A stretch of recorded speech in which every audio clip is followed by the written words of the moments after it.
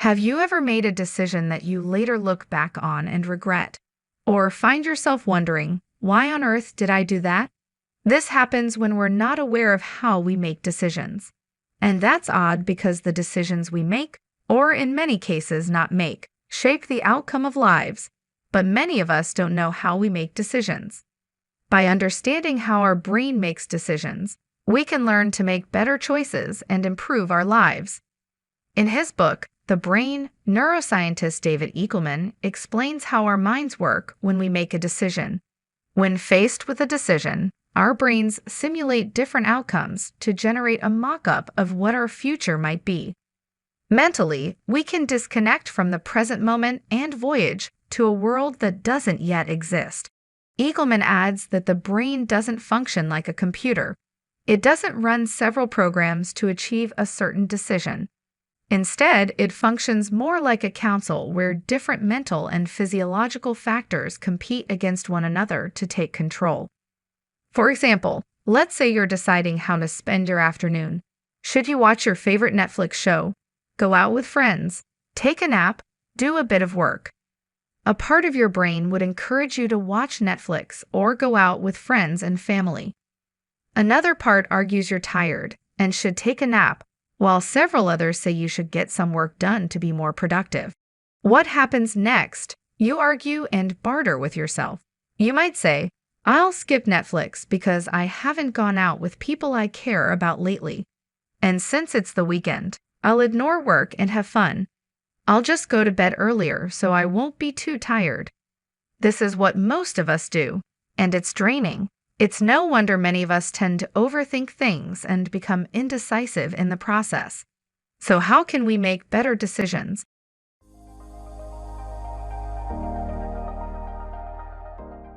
We often make bad decisions when we're tired. The easiest thing you can do right now to improve your decision-making is to not decide on anything when you're tired. Some people think it's lazy or that you're procrastinating when you're putting off a decision when you're tired, but that's not true. When you can make a better decision at a later moment, it's smart to delay your decision. Let's face it, there are not that many life and death decisions in our lives, but we treat most decisions like that. If I don't decide now, I'm going to lose my job.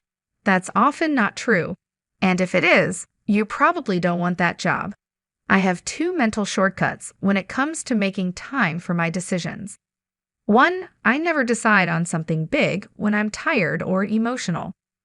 2, when I'm working on something else and someone asks me a quick question, I say, not now. I always want to make time for a decision, whether that's 1 minute or 1 hour, depending on how important it is. Take something as simple as making weekend plans. If I'm working and a friend asks me to go watch a movie on Friday, I'd probably say, sure. But later, I remember I already committed to something else, and I have to disappoint my friend. I want to make sure I'm doing one thing at a time. I don't want to read a book and at the same time make a decision about a work project.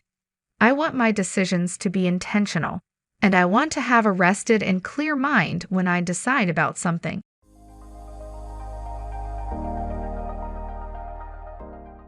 If we make many decisions throughout the day, we often get mentally tired and will make worse decisions over time. The solution? Set up your life in a way you don't need to make a lot of decisions. Here are a few things I do to reduce the decisions I have to make daily. Delegate some decisions to others. This is especially helpful with work and household chores. We don't have to micromanage everything. Things become much easier when we're able to trust other people to do things well. Create rules and habits.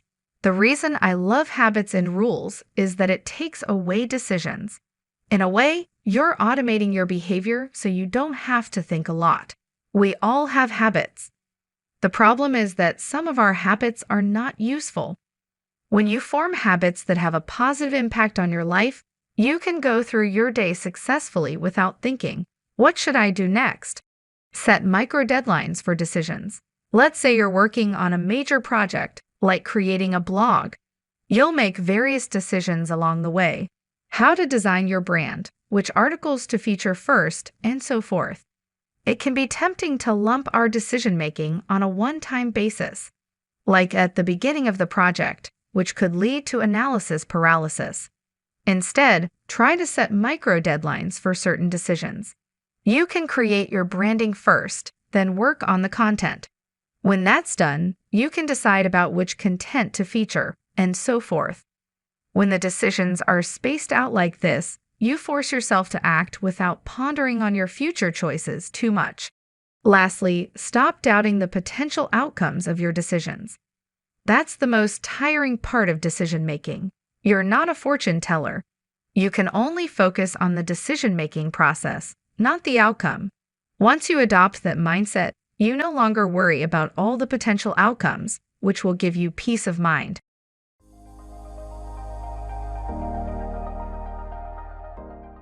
Information overload is a real problem in our 24/7 connected world.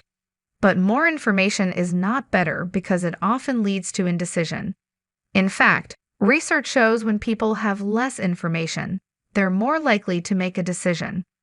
We have access to so much information that it only confuses us. Let's say you want to get started with investing, and you go online to help you decide what you will invest in. One group of people say, go all in on cryptocurrencies. Others say, real estate is the way to go. This goes on, and everyone seems to disagree with each other. We're bombarded with so many polarizing opinions and facts that it can paralyze us. That's why it's important to manage your attention. The truth is we become what we focus on. Media is designed to monopolize our time, so it's up to us to take control of our attention. As Epictetus said, if you don't choose what thoughts and images you expose yourself to, someone else will, and their motives may not be the highest. Managing your attention helps you to limit your information consumption.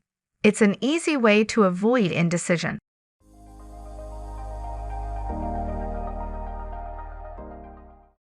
Sometimes you decide to not make a decision.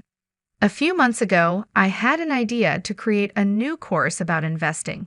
It's something my students and readers often ask me about, so I thought, I enjoy the topic. I've been investing since 2007. I can create something useful. But I decided to not make a decision about whether I should or should not create that course.